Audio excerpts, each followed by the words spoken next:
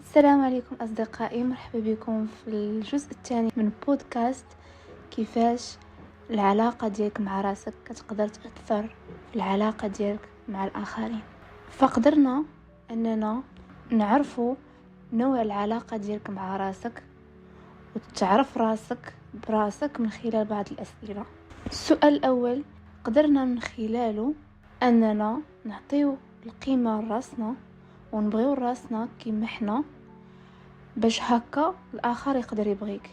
فاذا كنتي كتحس بشي نقص ولا ما عجبكش شي حاجه في المظهر ديالك وفي الشكل ديالك، فما تسناش الاخر انه يبغيك. يعني الواحد خصو يتقبل ذاته ويعطي القيمه لذاته، وبهكا كتقدر تفرض على الاخر يعطيك القيمه ويتقبلك كيما انت ويزيد يحترمك. الاقتناع ديالك براسك ما كتخليه حتى شي حد يتجرأ عليك ولا يطيرك بشي مجامله ولا بشي مدح. يعني ديما كتكون تايق في راسك، عارف راسك شكون انت وعارف راسك وباغي راسك كيما انت. بالنسبه للسؤال الثاني كان على واش انت راضي على حياتك. هذا السؤال كيخليك تعرف القيمه اللي عاطي لحياتك من خلال الوقت اللي كتضيعه في النهار ديالك، يعني من خلال الحوايج اللي كتضيع فيهم وقتك. فمن بين هاد الحوايج اللي كتضيع فيهم وقتك كاين هادوك الاشخاص اللي ما كيخليوش تكون على طبيعتك، ما كتكونش مرتاح معاهم، ديما كيخصك تصنع، ديما خصك تكون في واحد المظهر باش انهم يتقبلوك الى اخره. فهنا بالاجابه ديالك على هذا السؤال كتقدر تعرف وتعاود تفكر وتعاود تحدد الاختيارات ديالك، سواء في الاشخاص اللي في حياتك ولا في القرايه ديالك ولا الخدمه ديالك. وهذا الشيء هو اللي كيأثر على الشخصيه ديالك وعلى جوده الافكار ديالك وحتى على شكون انت. دابا غندوزو السؤال الثالث. هذا السؤال هذا هو سؤال غيجيكم شويه في شكل، ولكن انا متاكده باللي غادي تتفقوا معايا وغتعرفوا بالاهميه والقيمه ديال العطاء. فالسؤال هو شنو هي أهمية العطاء عندك؟ وهنا العطاء ما كندويش غير على الماديات، يعني أنك تكون كتعطي شي حاجة اللي مادية للناس الآخرين، لا. العطاء تيكون في الاحترام، تحترم الآخر، مساعدة الآخرين كتعتبر حتى هو عطاء، الكلام الزوين، تقول شكرا إلى آخره. حاول تصور راسك واش انت كتعطي بزاف ولا شوية، ولا انت من دوك الناس اللي كتفضل انه ما يعطيك حد وما تعطي لحد، يعني كتخلي داكشي عندك وفي نفس الوقت ما كتسنى من حتى شي حد. ولا العكس، تكون انت من الناس اللي ما كيبغيوش يعطيو ولكن ديما كيقلبوا على اللي يعطيهم. هذا هو اخطر نوع. كما قلنا في المره اللي فاتت، جبد ورقه وستيلو وحاول تجلس مع راسك وتفكر مزيان مزيان مزيان، تشوف شحال مره درتي شي خير في شي حد، شحال مره قلتي شي هضره زوينه لشي حد، شحال مره عاونتي شي حد، شحال مره صدقتي على شي حد، سواء في العائله ديالك ولا صحابك ولا شي حد ما كتعرفوش. مهم اي حاجه فيها العطاء، اي حاجه كتجي من عندك، اي مساعده، اي حاجه تكون مهم جايه من عندك انت بدون مقابل. بطبيعه الحال كتكون كتعطي ديك الحاجه بدون مقابل، ماشي انا كنعطيك هاد الحاجه وكتعطيني اون كونتربارتي واحد الحاجه. هذاك راه كيتسمى بحال البيع، عطيتك هاد الحاجه وعطيتيني في المقابل هاد الحاجه. الا انت كنتي من الناس اللي ما كيديروش هاد الشيء، ما كيعطيوش، فبغيت نسولك، انت ما كتعطيش، كيفاش بغيتي بنادم انه يتعامل معاك ولا يكون معاك اصلا ولا يشوف جهتك؟ عاد نشوفوا انه يعطيك حتى هو. غتقولوا لي خصوصا داك النوع اللي كيقول انه ما كنعطيش وما كنتسنى اللي يعطيني، شنو غنستافد انا من هذا الشيء وشنو غيزيدني وعلاش اصلا غنعطي لشي حد ولا نتسنى من شي حد شي حاجه؟ هذا السؤال هذا كيعاونك على انك تعرف التاثير ديال العلاقه ديالك مع راسك والاخرين كيفاش. فانت الطريق فاش باغي تعرف راسك وباغي تعرف العلاقه ديالك مع راسك وتصلحها، فمن بين الحوايج اللي خصك دير هي تعطي وتسمح بشي حوايج في سبيل راسك. الحاجه ديالك باش تصلح العلاقه ديالك مع راسك ومع الاخرين اوتوماتيكمون كتخليك وكتبينك بلي انت محتاج للطرف الاخر. هذه كاينه في الطبيعه البشريه، حنا محتاجين للاخر، محتاج للحب، محتاج للتقدير، محتاج للانتماء، محتاج للدعم العاطفي. كنا كانش هاد الطرف الاخر ما غاديش تعرف انت اصلا راسك، ما غاديش تعرف اصلا شكون انت، حيت كما قلنا الطرف الاخر هو بحال قلتي واحد الصوره ديالك انت، لانه انت اللي اختاريتي هذاك الشخص الاخر يكون في حياتك، انت اللي اختاريتي هذاك النوع ديال الاشخاص، هذاك النوع ديال التخصص، هذاك النوع ديال الخدمه، يعني هذاك الشيء كيعبر عليك شكون انت. فمن بين الحوايج اللي غتستافد واللي غادي تعاونك وغادي يزيدوا بك القدام فاش غتكون كتعطي للاخر، غتولي تميز باللي يستاهل تعطيه وباللي ما يستاهلش. انا كانسان كنعطي في العلاقه ديالي مع الاخرين غنعرف اللي غادي يستاهل هذاك العطاء واللي ما غادي يستاهلش هذاك العطاء. يعني غنولي كندير واحد الانتقاء للناس اللي في حياتي. كيفاش؟ حيت اللي يستاهل هذاك العطاء ديالك غيقدر داكشي اللي كتعطيه وداكشي اللي درتي على قبله، وغيفرح وغيشكرك وغيبغي يرد لك هذاك الجميل ولو بالقليل. واللي ما يستاهلش ما غيحملكش، لانه يا حاسدك ولا ما باغيكش هو تكون انت زوين، وما باغيش يشوفك فرحان وضاحك.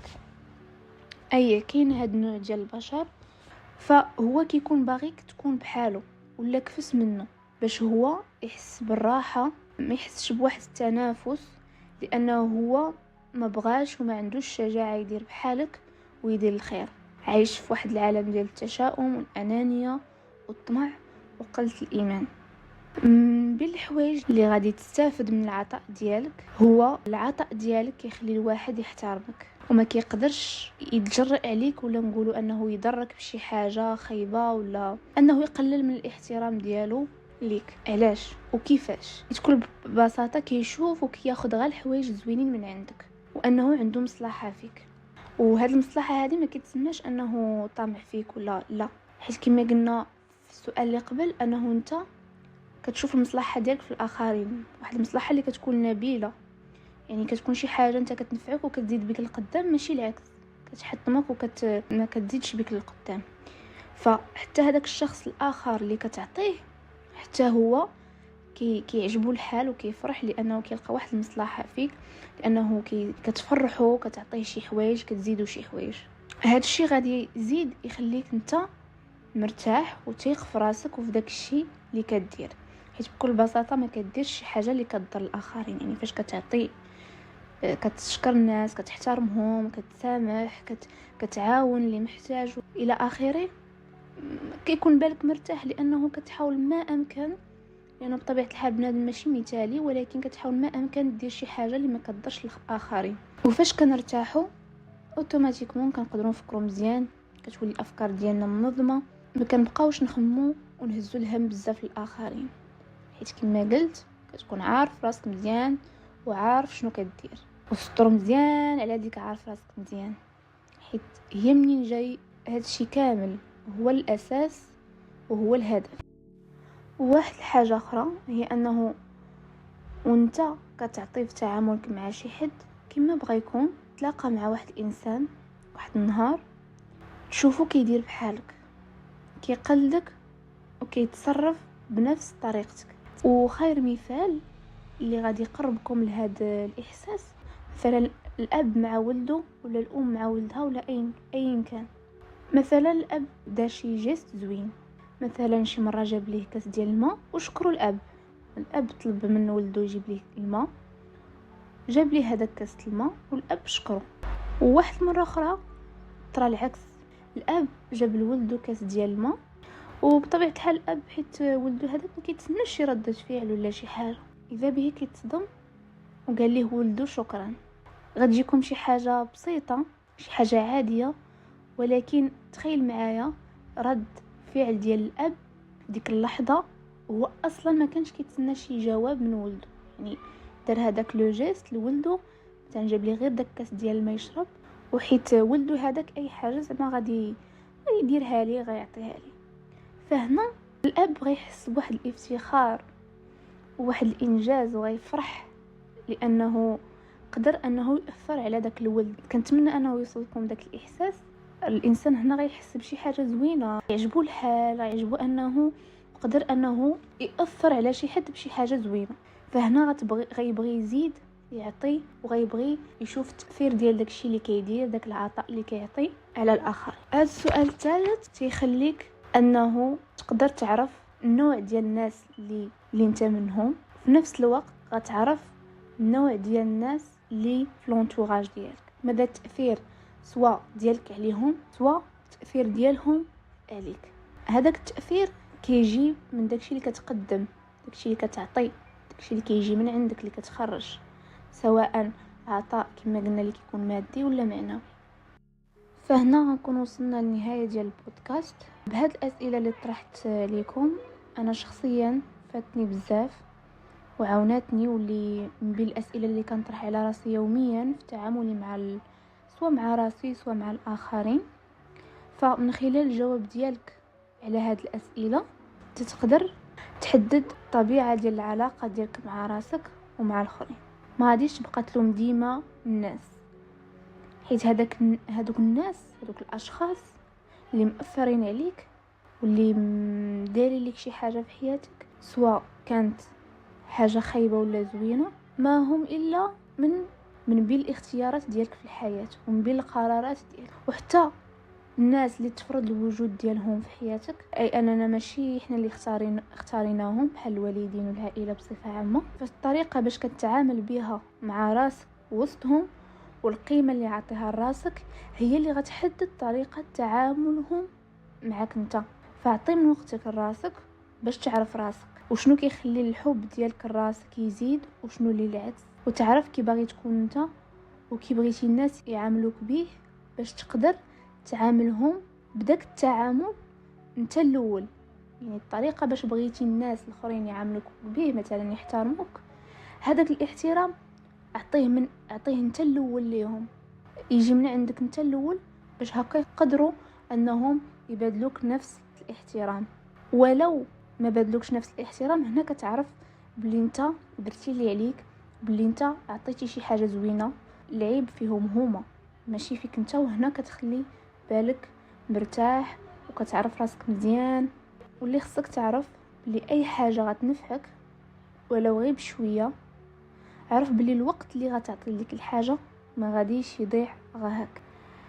هذا كان الموضوع ديال البودكاست، كنتمنى يكون يعجبكم. واذا كان عندكم شي سؤال، الا كانت عندكم شي سؤال ولا شي راي، خليوه ليا في التعاليق. انا كنتقبل اختلاف الاراء وكيعجبني نقرا الاختلافات ديالكم مع الافكار ديالي، حيت هكا حتى انا نقدر نكون غافله على شي حوايج وما رداش البال شي حوايج.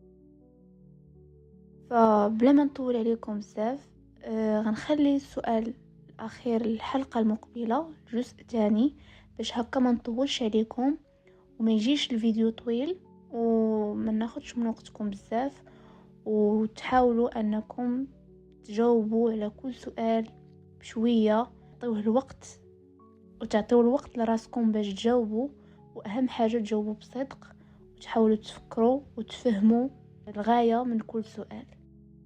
مع السلامه.